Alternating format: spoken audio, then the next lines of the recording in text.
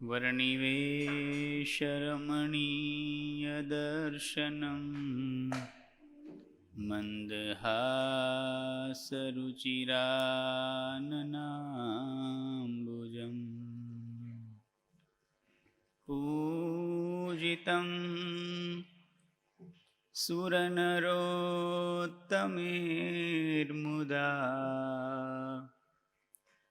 धर्मनन्दनमहं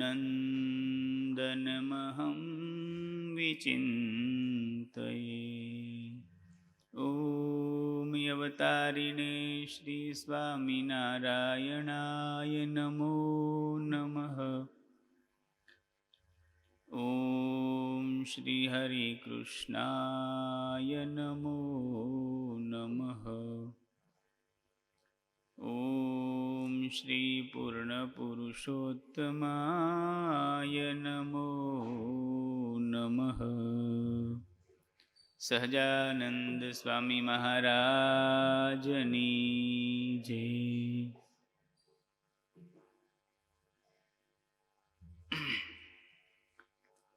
સદગુરુ નિષ્કુળાનંદ સ્વામી ધીરજાખ્યાનમાં આપણને એવા ધીરજવાળા ભક્તોના આખ્યાન સંભળાવી ભગવાનને માર્ગે ચાલવા માટે વિષયથી પાછું વળવું જ પડે અને ભગવાન તરફ, ભગવાનના ભક્તોમાં, ભગવાનના માર્ગના સાધનોમાં પ્રીતિ કરવી જ પડે એવું એક એક આખ્યાન દ્વારા સ્વામી આપણને સમજાવે છે. જે ભગવાનના ભક્તો થયા એમણે વિષયના સંસારના સુખમાંથી આસક્તિ છોડી છે. ત્યારે જ એમને ભગવાનના પદમાં, ભગવાનના મૂર્તિમાં, ભગવાનના સુખમાં એ દ્રષ્ટિ પહોંચી છે. આગળના કડવાની અંદર 53મા કડવામાં નિષ્કુળાનંદ સ્વામી સનકાદિકો એમનું આખ્યાન વર્ણવે છે. એવા તો સનકાદિક સુજાણજી વિષય સુખ દુઃખ રૂપ જાણીત જીતાણજી ભજી પ્રભુ પામિયા પદ નિર્વાણજી એહ વાત સર્વે પુરાણે પ્રમાણજી.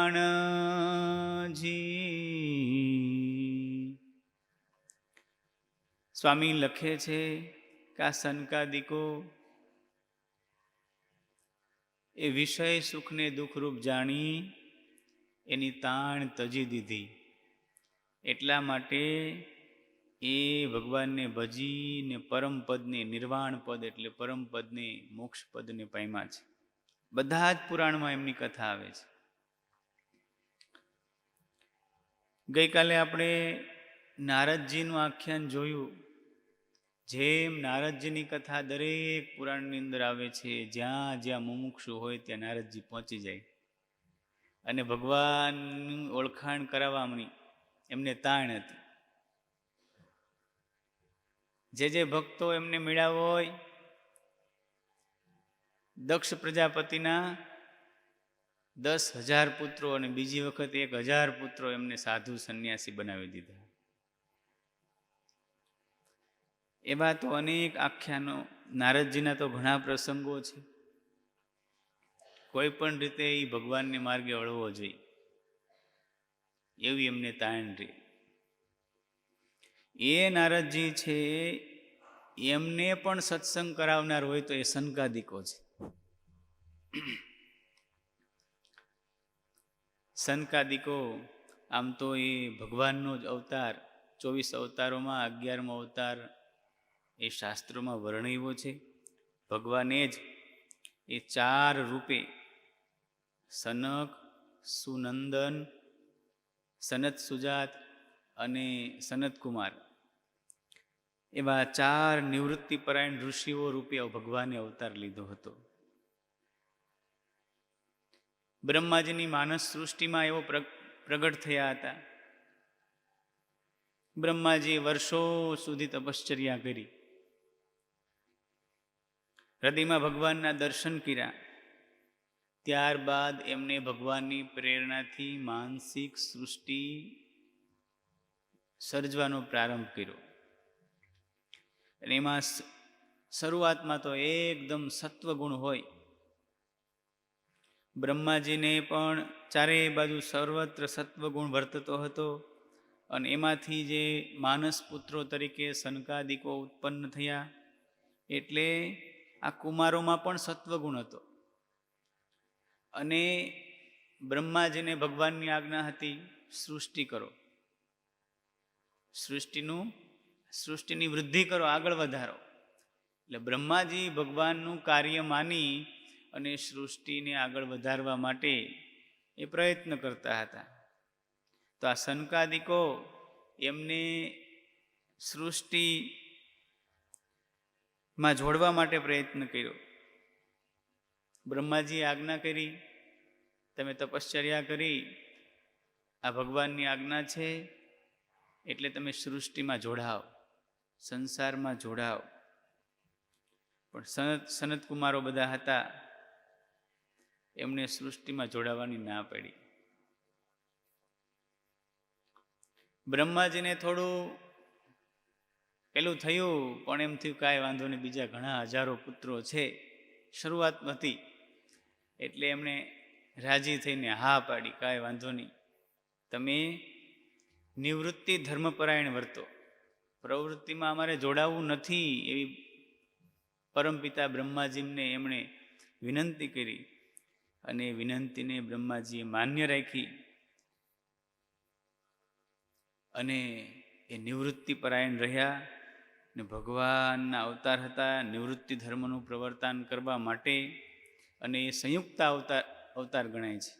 4 સનકાદિકો એ ભગવાનનો અવતાર ગણાય છે. સમગ્ર વિશ્વમાં જ્ઞાનની પરંપરા ચાલુ રાખવા માટે એ ભગવાને અવતાર ધારણ કર્યો હતો. ચેતના એક જ છે, પણ વધુ શરીર ધારણ કર્યા છે.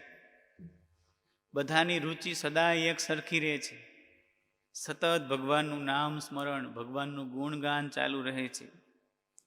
એમના ઉપર કોઈ કાળનો પ્રભાવ પડતો નથી. ભૂખ તરસ જેવી ષડ ઉર્મિઓનો પણ એમના ઉપર કોઈ પ્રભાવ પડતો નથી. એવા એ સનકાદિકો છે. પૃથુ મહારાજા, પૃથુ ભગવાનનો અવતાર, એમને પણ ઉપદેશ આપનાર સનકાદિકો છે. મહાભારતની અંદર ઉદ્યોગ પર્વ આવે છે. ઉદ્યોગ પર્વમાં 1 થી 6 અધ્યાય સુધી ધૃતરાષ્ટ્રને સનતકુમાર છે એ ઉપદેશ આપે છે કે તમે આ પુત્ર મોહને છોડો, આ અધર્મ થઈ રહ્યો છે, ભયંકર યુદ્ધ થવાનું છે. બહુ સમજાવ્યા છે, પણ ધૃતરાષ્ટ્ર પુત્ર મોહને કારણે સમજ્યા નથી. એ આખો પ્રસંગ આવે છે. પરંતુ નિષ્કુળાનંદ સ્વામી તો અહીંયા ફક્ત સનકાદિકોનો એટલો જ પ્રસંગ વર્ણન કરે છે કે સનકાદિકોને ભગવાને એ નિવૃત્તિપરાયણ છે, વિષયોમાં ક્યાંય લેવાયા નથી, વિષયોમાં ક્યાંય જોડાયા નથી, સંસાર સુખમાં ક્યાંય જોડાયા નથી. પુરાણે વાત એહ પરઠી, સનકાદિક સમ નહીં કોય, વેર કરી વિષય સુખ સાથે, ભજા શ્રી હરિ સોય. સદગુરુ નિષ્કુળાનંદ સ્વામી કહે છે કે પુરાણોએ આ વાત કીધી છે, વાત કહી છે કે સનકાદિક ઋષિ સમાન બીજા કોઈ એમની સમાન ન આવે. સંસારના વિષય સાથે વેર કરીને ભગવાનનું એમણે ભજન કર્યું. એટલા માટે દરેક પુરાણમાં સનકાદિકોના વખાણ છે. જે સુખ સારું શિવ બ્રહ્મા સુર અસુર બધા દેવતાઓ એમને પણ મનુષ્યોની તો વાત જ શી કરવી, દેવતાઓ પણ જે વિષય સુખ પાછળ દોડ્યા છે એમને પણ એ ભૂલ થઈ છે, જીવનમાં કલંક લાગ્યા છે. એ વિષય સુખ સનકાદિકોને સ્વપ્નમાં પણ ગમતું નથી. જેહ સુખ સારું શિવ બ્રહ્મા સુર અસુર નર ભૂખ્યા ભમે તે સુખ સનકાદિકને સ્વપ્નમાં પણ નવ ગમે. એ વિષયના સુખ એમને સ્વપ્નમાં પણ ગમતા નથી. બ્રહ્માજીને વિનંતી કરી, અમને ભગવાનનું અખંડ સુખ, ભગવાનના દર્શન થાય એવી જગ્યા બતાવો. બ્રહ્માજી કે વૈકુંઠ ધામમાં જાઓ, ત્યાં ભગવાન અખંડ બિરાજે છે, ત્યાં કોઈ માયાનો લેશ નથી, તમને અખંડ ભગવાનનું સુખ વેરતા કરે. સનકાદિકો તે વૈકુંઠ ધામમાં આવ્યા છે. પ્રસંગ પુરાણમાં પ્રસિદ્ધ છે.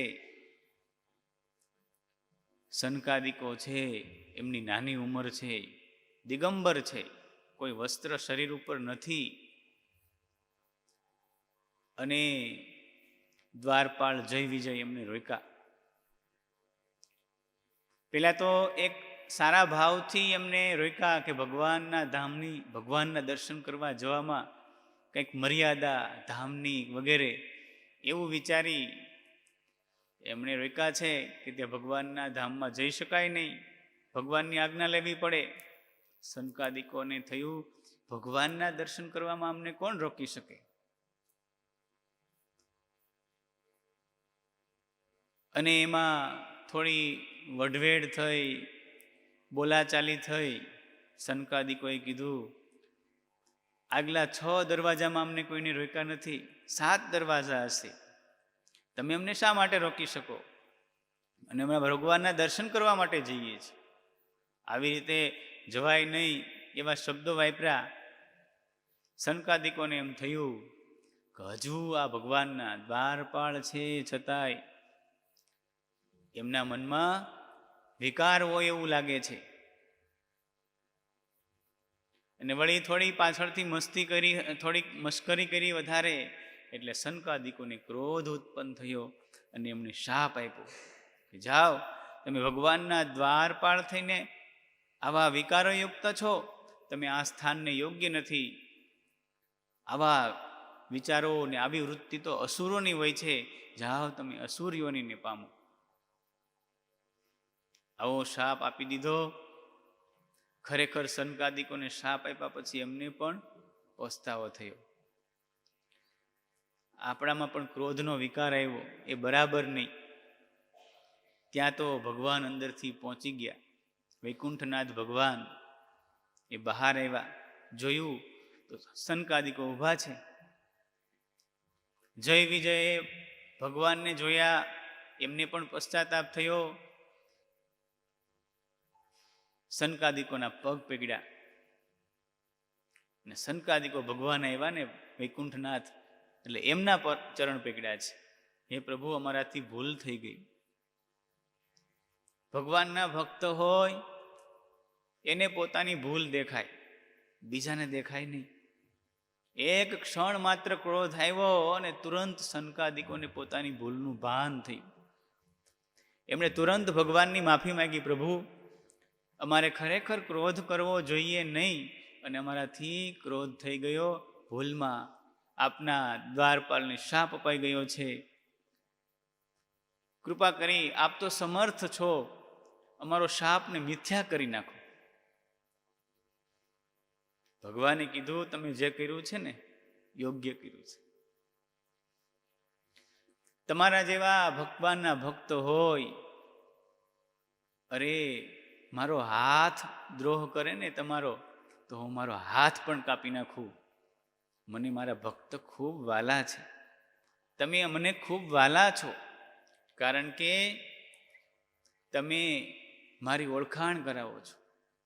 જગતના સંસારના જીવોને મારી ઓળખાણ કરાવો છો, એટલા માટે તમે અમને ખૂબ વાલા છો. સાધવો હૃદયમ મહ્યમ, એવું કીધું. તમે તો મારું હૃદય છો. લક્ષ્મીજીને મેં વક્ષસ્થલમાં વાસ આપ્યો છે, પણ તમે તો મારું સાક્ષાત હૃદય છો, કારણ કે તમે તમારા હૃદયમાં મારા સિવાય કોઈને ધારણ કર્યા નથી. તમારા હૃદયમાં મને ધારણ કર્યો છે ને, એટલે હું તમારું હૃદય છું, અને તમે મારું હૃદય છો. આટલા ભગવાને આ વાત શબ્દો કીધા ને, સનકાદિકોએ ફરી વખત હાથ જોડ્યા છે. પ્રભુ, તમે આ ભક્તના પણ ભક્તપણું બતાવો છો, એ જ તમારી મોટાઈ છે, પણ ખરેખર આ જય વિજયના શાપને આપ મિથ્યા કરો, એવી અમારી વિનંતી છે. ત્યારે બહુ વિનંતી કરવાથી ભગવાને એમના અસુર યોનિમાં થોડું કન્સેશન આપ્યું કે 3 જન્મ તમારે લેવા પડશે, 3 જન્મ તો લેવા પડશે. ખરેખર મારા દ્વાલપાલે અપરાધ આપનો કર્યો છે, એ મેં જ અપરાધ કર્યો ગણાય. એટલે એની સાથે સાથે હું પણ અવતાર ધારણ કરીશ, આવું ભગવાને સનકાદિકોને કહ્યું. અને એ જય અને વિજય પુરાણમાં પ્રસિદ્ધ વાત, શાસ્ત્રમાં પ્રસિદ્ધ વાત છે. પેલો હિરણ્યકશિપુ ને હિરણ્યાક્ષ એ અસુર્યોનીને પામ્યા. ત્યાર પછી રાવણ અને કુંભકર્ણ એ જન્મને પામ્યા, અને ત્યાર પછી કંસ, શિશુપાલ અને દંતવક્ત એ જન્મને પામ્યા. ભગવાને હર વખતે પ્રગટ થઈ એમને એમનો ઉદ્ધાર કર્યો છે. આ સનકાદિકોની કથા નો આ મુખ્ય પ્રસંગ સ્વામી વર્ણવે છે. સનકાદિકો એમને ભગવાનને ફરી વખત, ભગવાને એમ કીધું, તમે ક્રોધનો તમારા મનમાં વિકાર આવ્યો એટલે ધામમાં પ્રવેશ તો નહીં થઈ શકે. અને પછી તો એમણે બહુ ખૂબ તપશ્ચર્યા કરી, ભગવાનની ભક્તિ કરી અને ભગવાનને રીઝવા. સ્વામી એવું લખે છે, ભક્તિ કરી હરિને રીઝવ્યા, માગો માગો કહે શ્રી ઘનશ્યામ, માગીએ વય વર્ષ 5ની, વળી રહીએ સદા નિષ્કામ. ભગવાનને પ્રસન્ન કર્યા, ભક્તિ કરી, અને ભગવાન એમના પર પ્રસન્ન થયા. ભગવાને કીધું તમે માગો માગો. ત્યારે સનકાદિકોએ એવું માગ્યું કે અમે હંમેશા 5 વર્ષના રહીએ. 5 વર્ષનું નાનું બાળક હોય, એના મનમાં કોઈ વિકાર ન હોય. અરે બાળકની ક્યાં વાત કરો છો? ગાયનું તાજું વિયાયેલ વાછડું હોય, એને જે હેત કરે ને એની પાછળ પાછળ જાય, એની સાથે એને તુરંત હેત થઈ જાય. અતિશય એનું હૃદય નિર્મળ હોય. એમ બાળક છે, 5 વર્ષની નાની ઉંમર છે, એ અતિ ભગવાનની ઉંમર કીધી છે. એમાં કોઈ પાપ હોતું નથી, એકદમ નિર્દોષ બાળક કહેવાય છે. અને એ ઉંમરમાં કોઈ વિકાર હોતા નથી. ભણવા માટે બેસે અને શિક્ષક જે કહે એને સંપૂર્ણ એને વિશ્વાસ આવે, જે કે એ માની લે 100%. પછી જેમ જેમ મોટું થતું જાય એમ ટકાવારી ઘટતી જાય. પછી 50% થાય, પછી 75%, ને પછી સાવ ધીમે ધીમે ધીમે કોલેજમાં પહોંચે ને 0 થઈ જાય. પછી એને માનવું હોય એટલું માને, પ્રોફેસર ગમે એમ બોલે, એને ભણવા જવું હોય તો જાય. બાપાને એમ હોય ઘરે કે છોકરો અમદાવાદમાં કોલેજ કરે છે, એ કોલેજ કરતો એને ખબર હોય કેટલા વાર કોલેજમાં જતો હોય. પણ આ નિર્દોષ ઉંમર છે, નિર્દોષ ઉંમરમાં કોઈ વિકાર હોતા નથી. આ વિકાર આવ્યો ને એટલે સનકાદિકોએ આવું વરદાન માંગ્યું. સનકાદિકોની એ 5 વર્ષની ઉંમર થઈ છે, સદાય 5 વર્ષની ઉંમરમાં વિચરે છે, નિર્વિકારપણે વિચરે છે અને બધાને ભગવાનની ઓળખાણ કરાવે છે અને સદાય નિષ્કામી રહે છે. એમનું બ્રહ્મચર્ય એ શાસ્ત્રમાં પુરાણમાં પ્રસિદ્ધ છે. કોઈ પ્રકારના એની કામના જાગતી નથી એમના મનમાં. આવી ભગવાન પાસે એમણે માગણી કરી. પછી પામી અવસ્થા વર્ષ 5ની, સર્વે લોકમાં ફરે છે સુજાણ, સુણાવે કથા શ્રી કૃષ્ણની, કરે બહુ જીવના કલ્યાણ.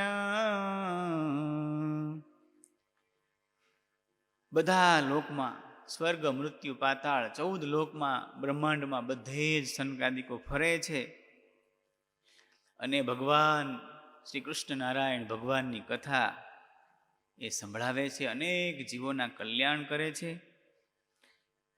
અંતરમાંથી જે ઊંડી ઈચ્છા હોય એ ઈચ્છા નાશ પામી છે અને એમની નિરાવરણ સ્થિતિ થઈ છે.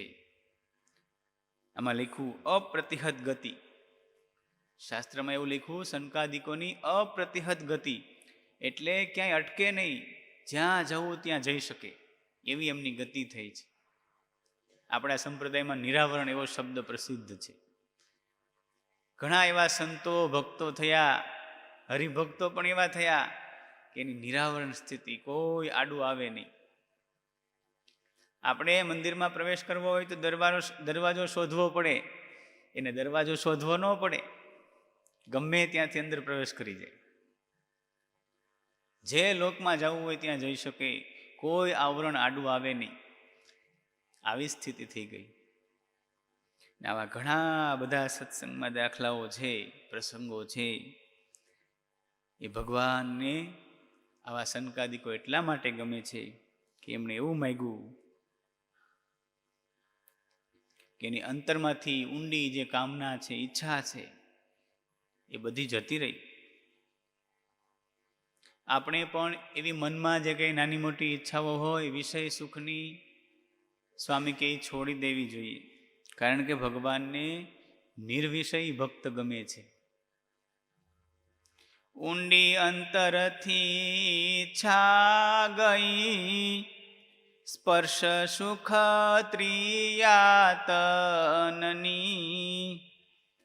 એની પેઠે કરો આપણે, મેલી દિયો ઈચ્છા મનની. સદગુરુ નિષ્કુળાનંદ સ્વામી લે છે, કહે છે કે સ્ત્રી સ્પર્શની, શરીરની ઊંડી ઈચ્છા અંતરમાં રહી નહીં. એમને કોઈ પ્રકારના ખાનપાનની ઈચ્છા રહી નથી. બધી જ ઈચ્છાઓ એમની ઢળી ગઈ. આપણે પણ મનથી બધા જ પ્રકારની ઈચ્છાઓ છોડી દેવી જોઈએ. ભગવાન એ નિર્વાસનિક ભક્ત એ ભગવાનને ખૂબ વાલા છે.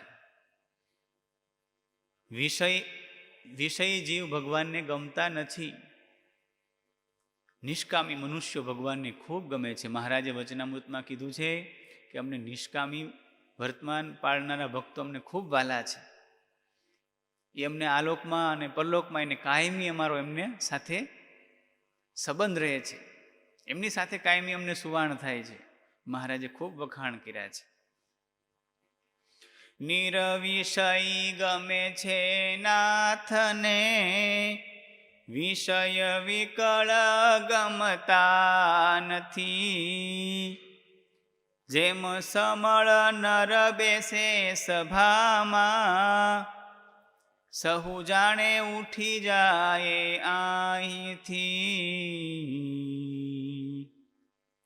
ભગવાનને નિર્વિષય ભક્તો ખૂબ ગમે છે.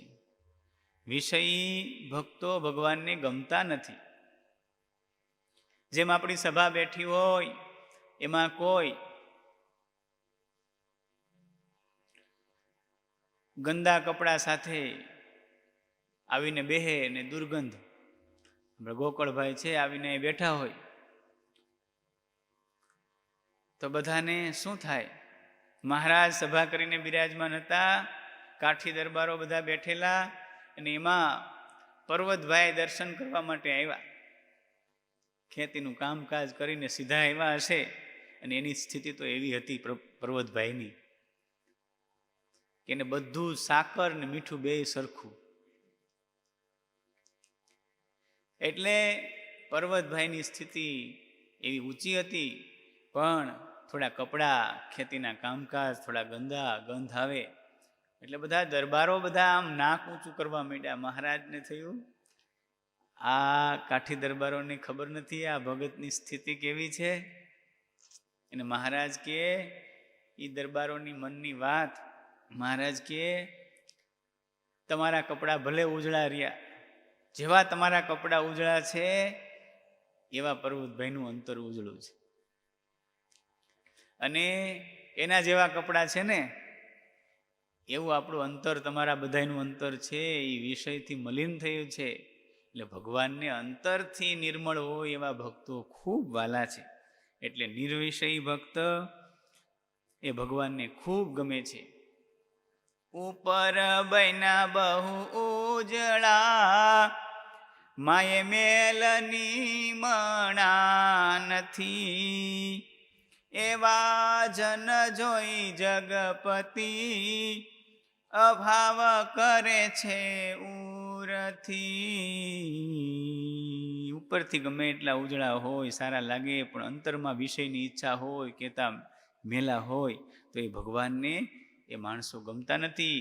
ભગવાનને એવા ભક્તો ગમે છે કે અંતરમાંથી એ નિર્વિષય થયા હોય, સંસારનું સુખ છે એ સુકાઈ ગયું હોય,